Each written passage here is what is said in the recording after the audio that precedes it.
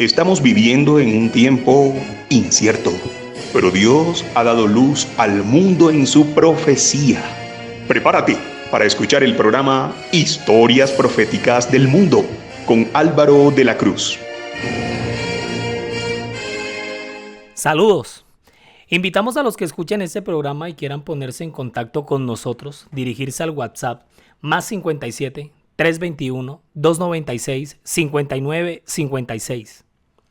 Más 57 321 296 59 56. En el episodio anterior vimos cómo a toda esa cantidad de fieles cristianos perseguidos hacia lugares apartados como los desiertos empezaron a sentir una profunda fascinación y atracción por escenarios como esos. Pablo el ermitaño, en tiempos de la persecución del emperador Decio, se convertirá en el primero de la historia en entregarse una vida de retiro y contemplación en el desierto, impactando a su vez a Antonio Abad, quien inspirado en Pablo da inicio al monacato cristiano, empezándose a levantar en el antiguo Egipto gran cantidad de monasterios que continuaron en el resto del mundo, originándose así numerosas órdenes monásticas y así empiezan a cobrar vida, con diversas normas, reglas y votos como el de la castidad. Donato Magno, obispo de Cartago en África, levanta su voz en protesta contra aquellos líderes religiosos que, según él, no gozaban de dignidad y autoridad para oficiar los ritos sagrados de la Iglesia, desatándose así una terrible controversia que terminará en una inevitable división, y eso es lo que veremos en este capítulo. Hoy presentamos el Donatismo, episodio 13.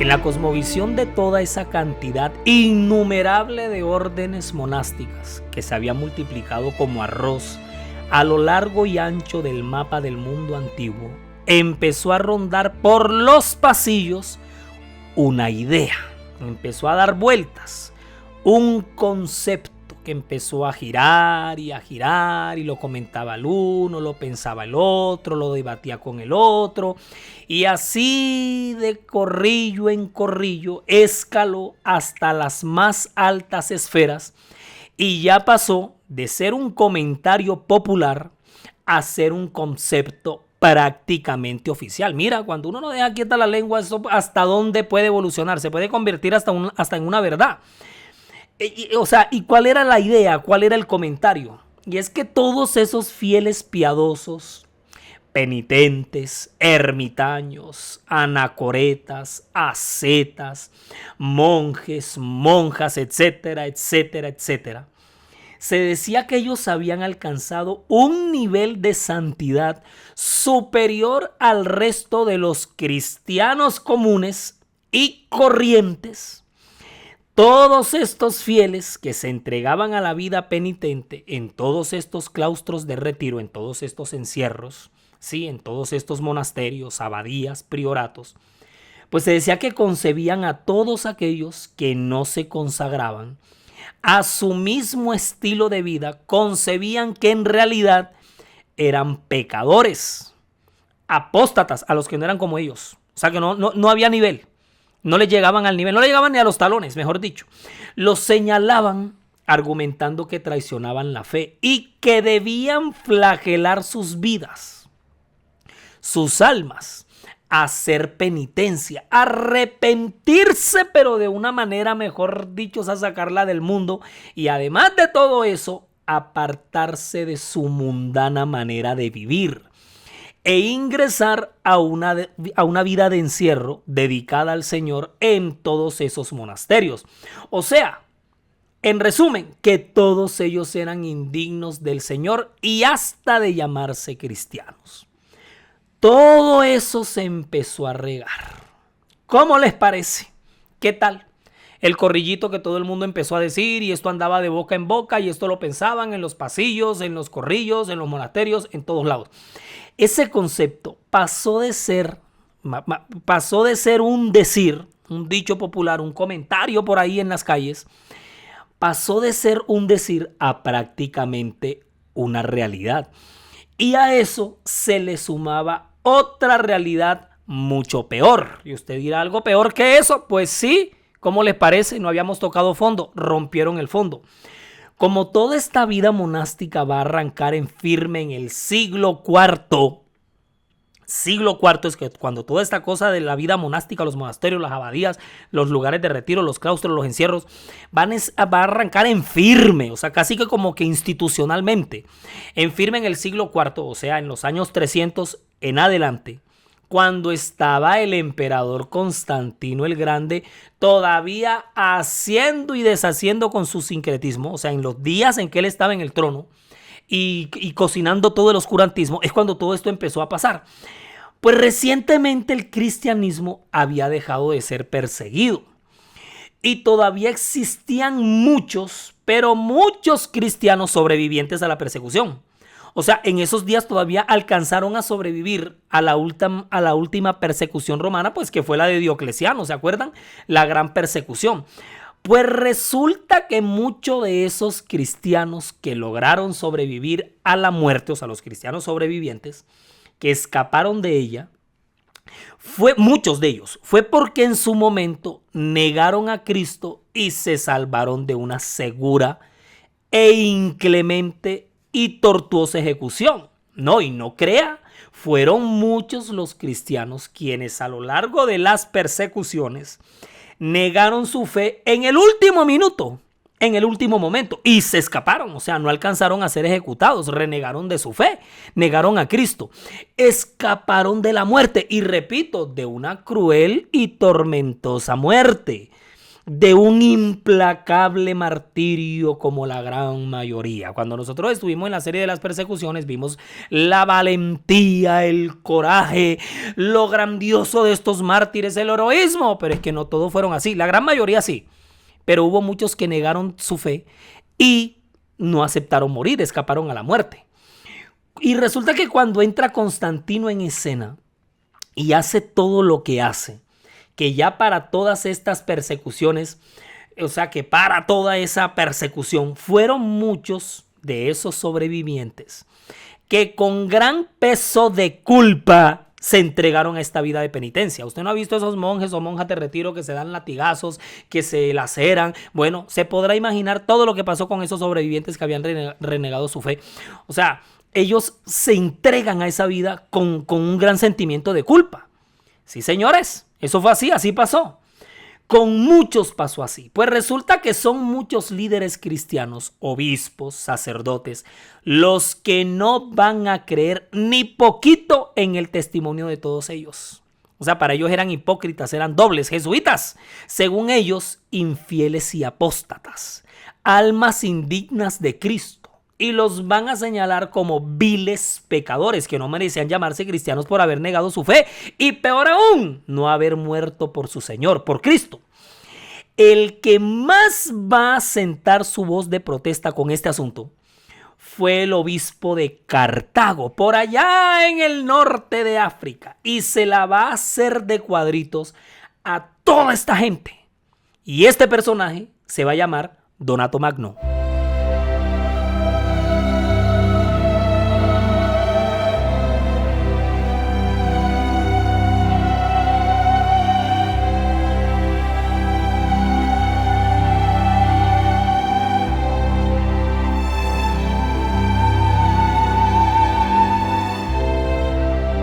Todo nuestro contenido está disponible para reproducir y descargar desde nuestras cuentas, canales y perfiles, desde las redes sociales, sitio web y plataformas. Usted nos encuentra en todos lados como la historia profética del mundo, en Spotify, Google Podcasts, Facebook, Instagram y TikTok. En YouTube, siga nuestro canal. Dele me gusta a los videos y active la campanita de notificaciones para que le llegue de inmediato cualquier contenido que se vaya compartiendo.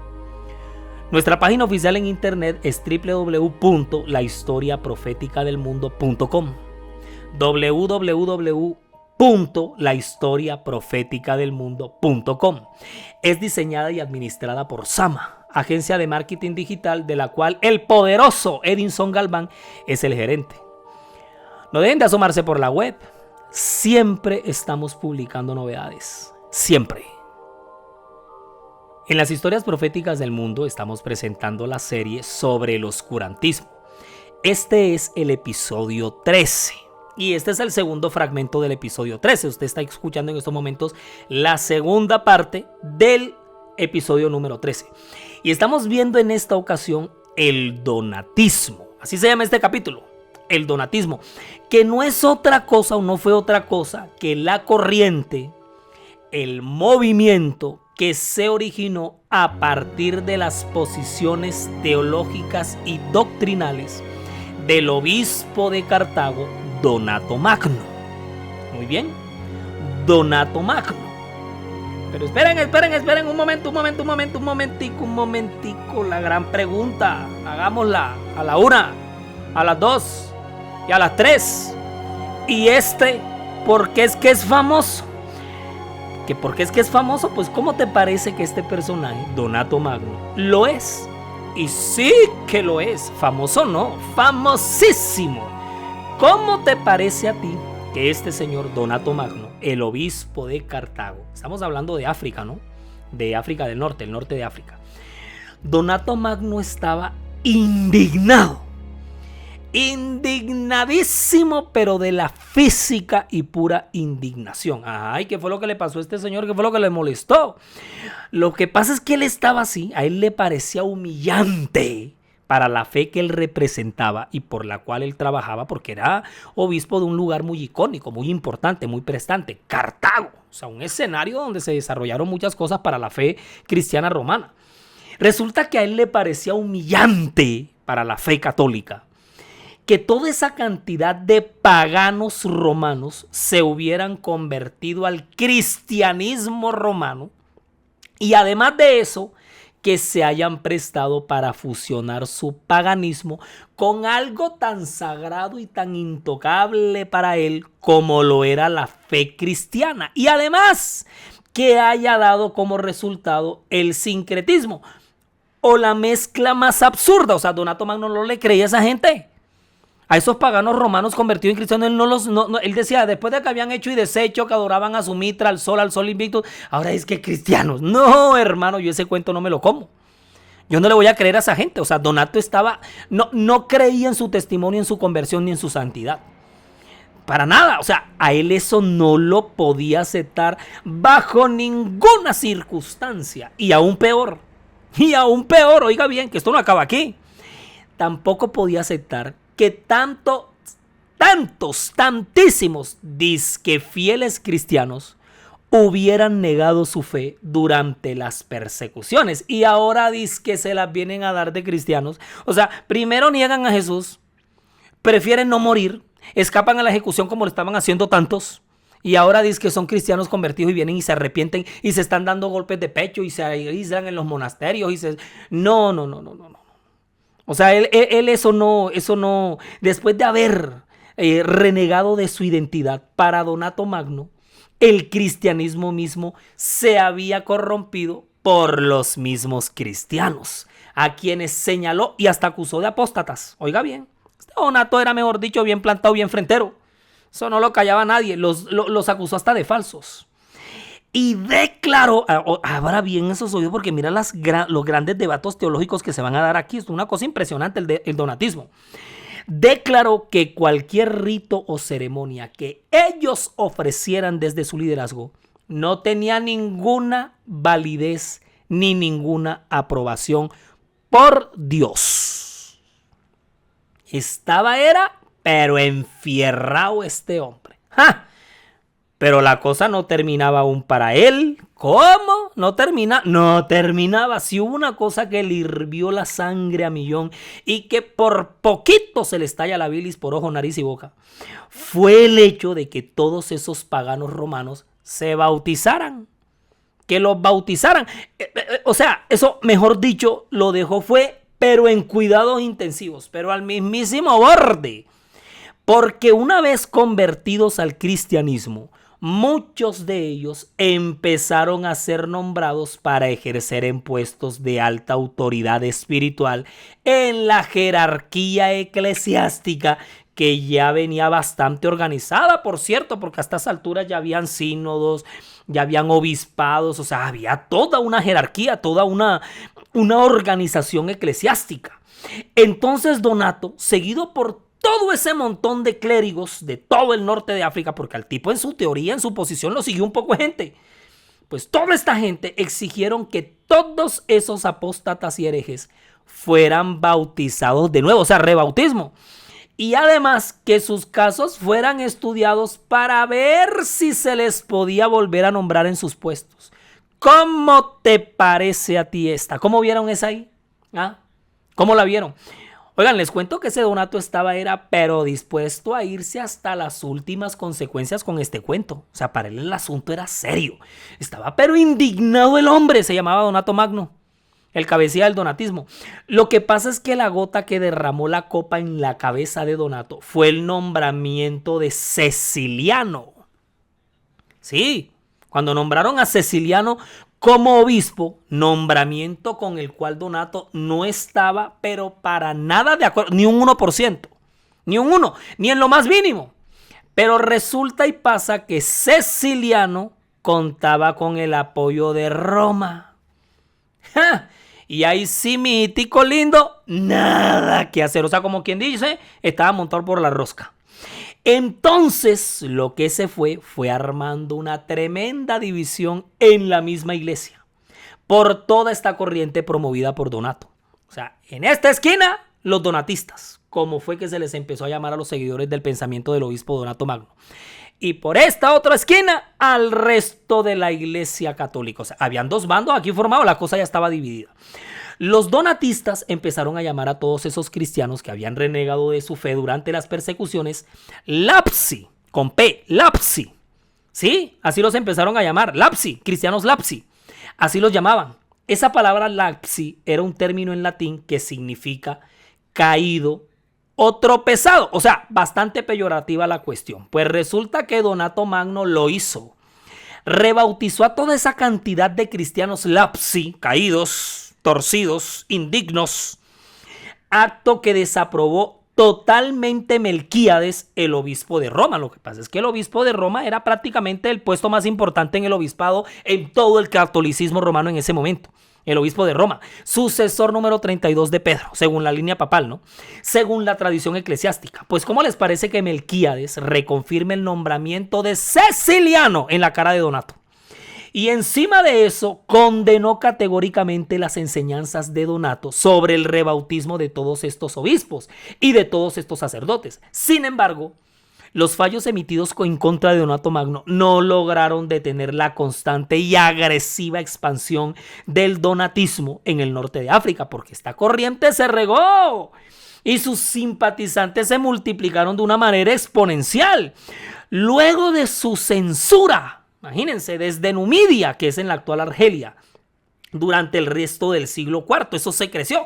Pero entrando el siglo V, los años 400, el que decidió ponerle un freno a toda esta gente, porque ya lo traían era pero seco con este asunto, fue el padre teólogo de la iglesia, Agustín de Hipona.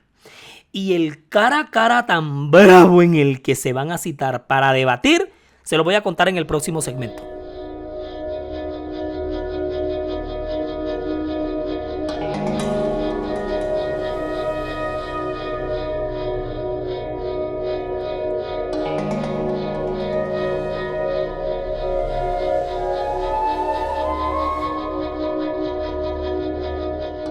Agustín de Hipona, luminaria de los padres teólogos de la iglesia para estos años del oscurantismo, había sido criado en los principios cristianos por su mamá, Mónica, así se llamaba, que después va a ser Santa Mónica. Sí, Santa Mónica era la mamá de San Agustín de Hipona o de Agustín de Hipona.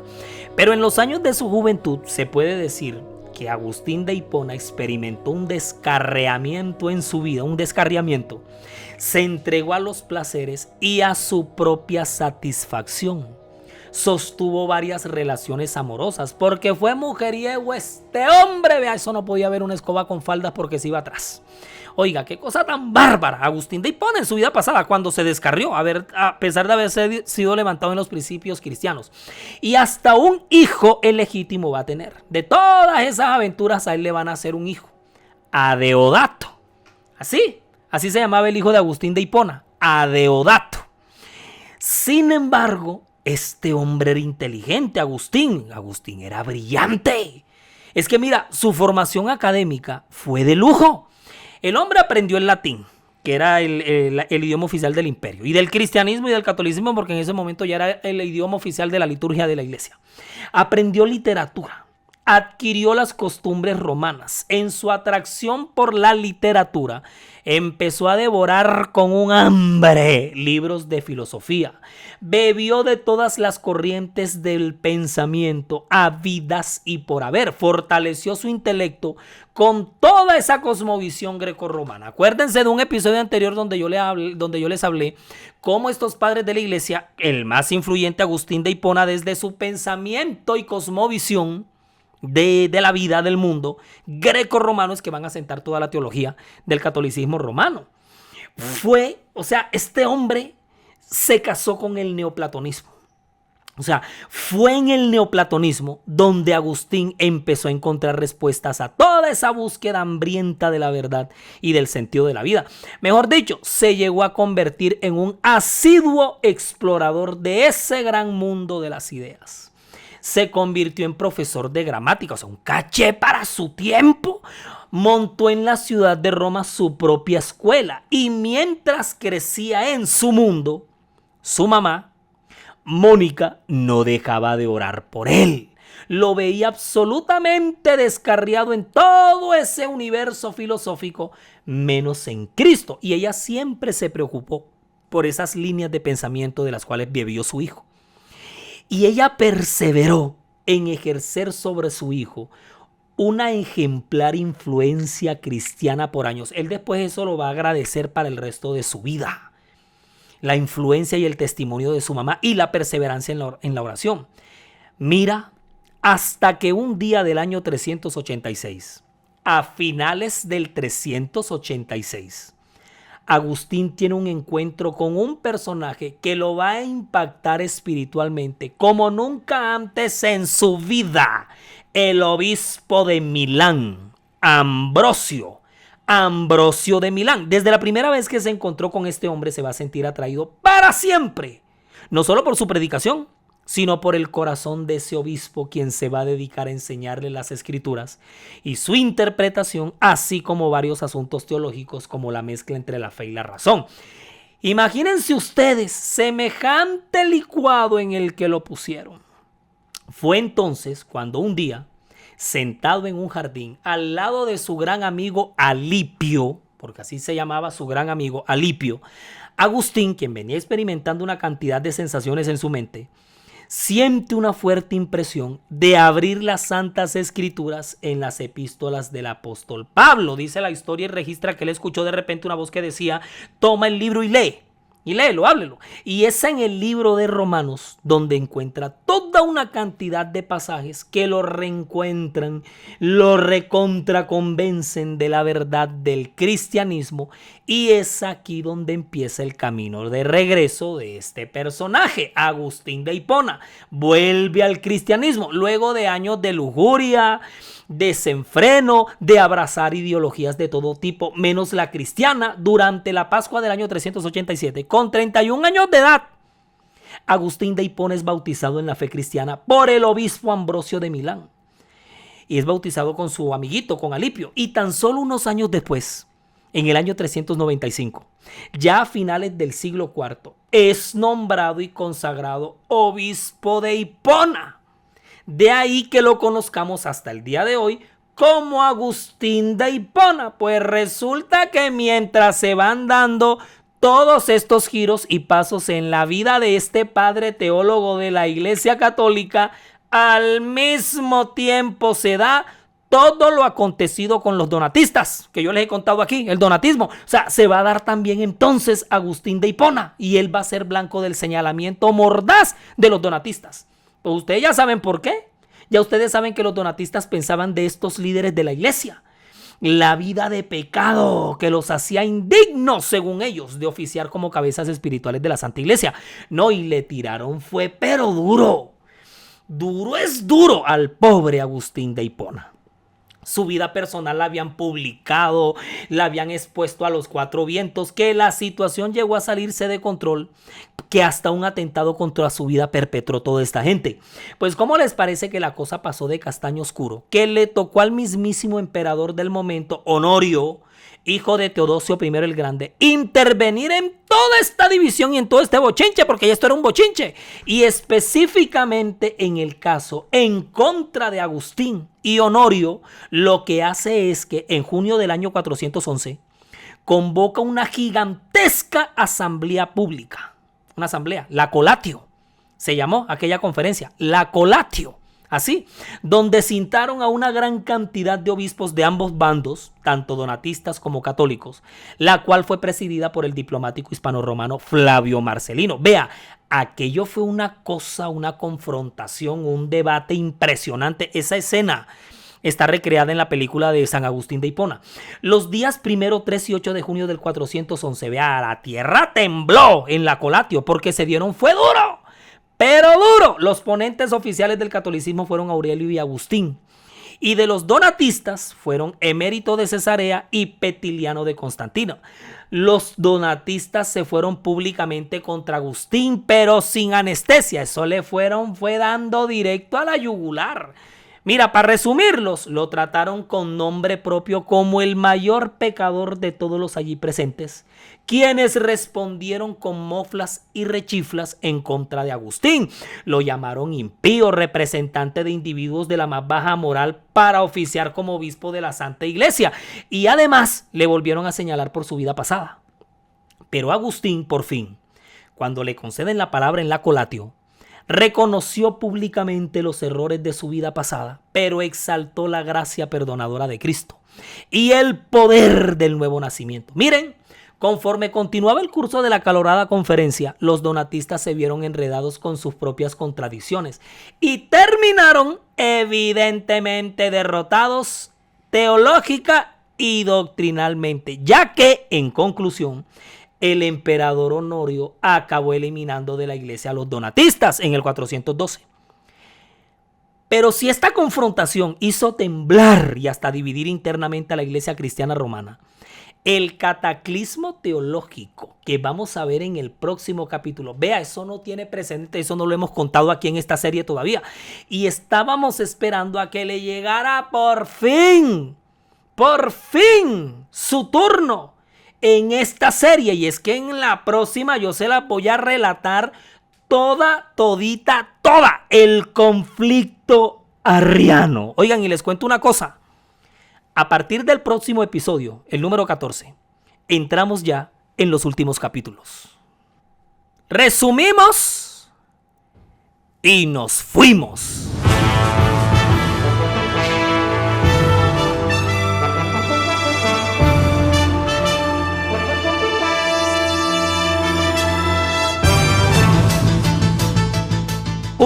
Una nueva corriente se levanta entre las filas del cristianismo romano, el donatismo, el rechazo a la presunta apostasía de los líderes.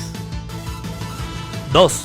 Donato Magno, obispo de Cartago, es el líder de esta corriente, la cual creció y derivó en una grande división interna. 3.